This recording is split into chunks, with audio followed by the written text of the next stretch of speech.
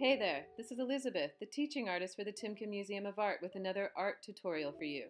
Today we're going to do some simple one-point perspective and learn how we can draw by using basic geometric shapes. The paintings you are viewing now all utilize one-point perspective and shapes as building blocks for these masterful works of art. So let's get started. The title of this tutorial is Simple Shapes for Big Ideas. But before we get started, I need to go through the art supplies with you: pencil, paper, colored pencil, and a ruler. Today, everyone's project is going to be a little bit different. In this example, you will see the basic structure we will all use, but you will choose different colors and add different details. Here is a list of the 5 basic shapes we will be using today. Before we begin the final project, we need to take this first step for you to learn how to draw a bird. The first thing you're going to draw is that long rectangle with the circle on the end for the perch. After that, we're going to go for a big oval for the body and a circle for the head. Then we're going to add a rounded triangle for the beak and a rounded triangle for the crest on top of the head. Please pause the video to take this step.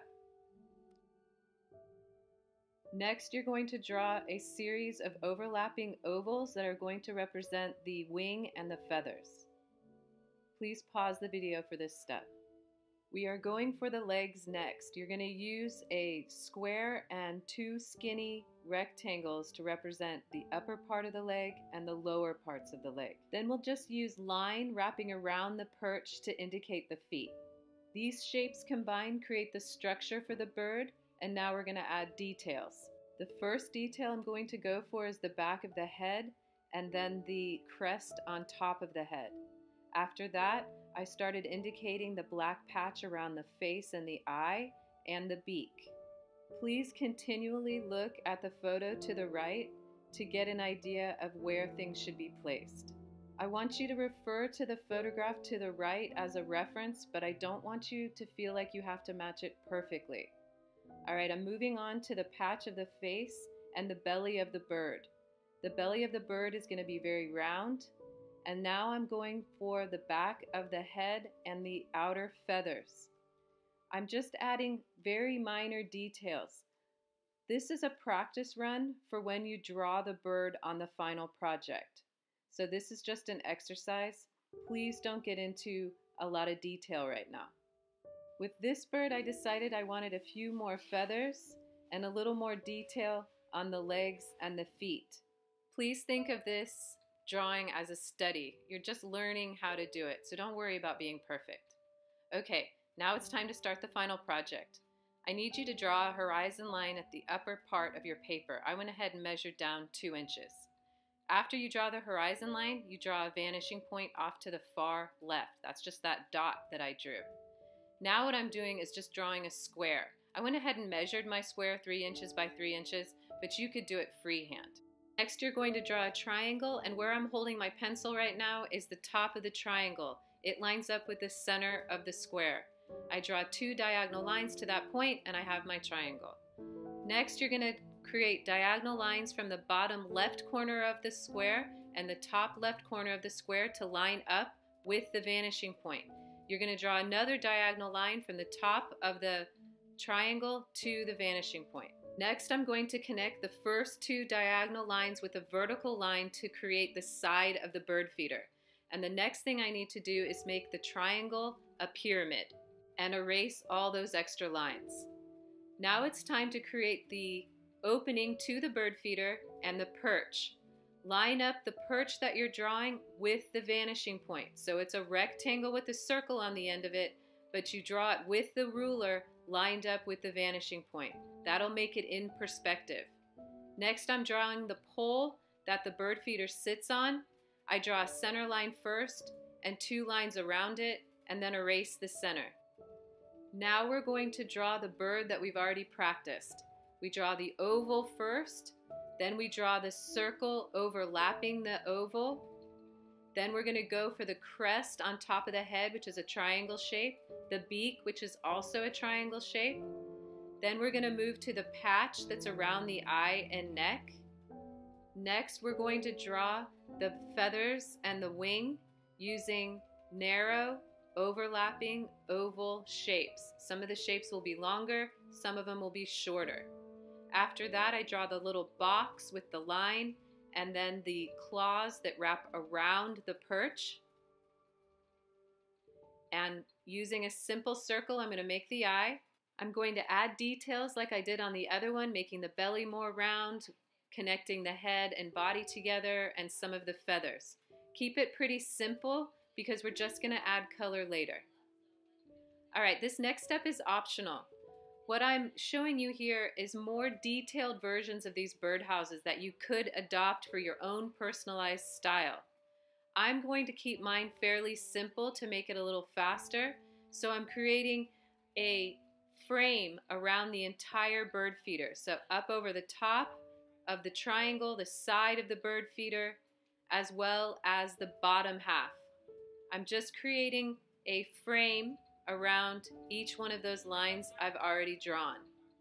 Using those pictures in the previous slide, you can get some ideas of what kind of decoration you could make on your bird feeder to make it different from somebody else's.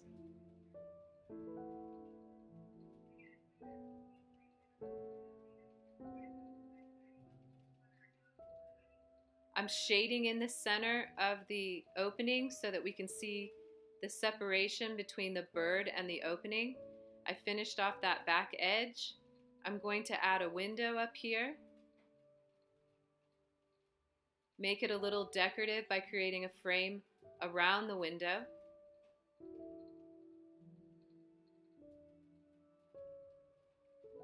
And after that, I'm just going to create a band that starts from the left and wraps around to the front, just as a little piece of decoration on the bird feeder. Please feel free to add anything you want to make yours original. After you finish that, we're going to start with the background.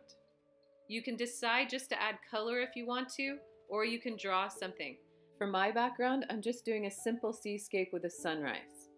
All right, time to start with color. Here I'm showing you how to create a transition of color. I started with the blue, then I went to the purple, now I'm adding red. You're going to notice that I overlap previous layers and then I come down a little further on the page with the pure color. You choose whichever colors you want. Just get them to blend together by overlapping them in some areas to create a little bit of a transition of color. I went ahead and colored in the entire background. I want you to color in your background first, any way you want to. Then when it comes to the bird feeder, you color that in any way you want to. Just make sure everything in the background is colored in first, including the bird feeder, before you start the bird. Now it's time to start the bird. I want you to go for the darks first. So I'm starting with that black, coloring in anything that looks black to me from the picture that's to the left.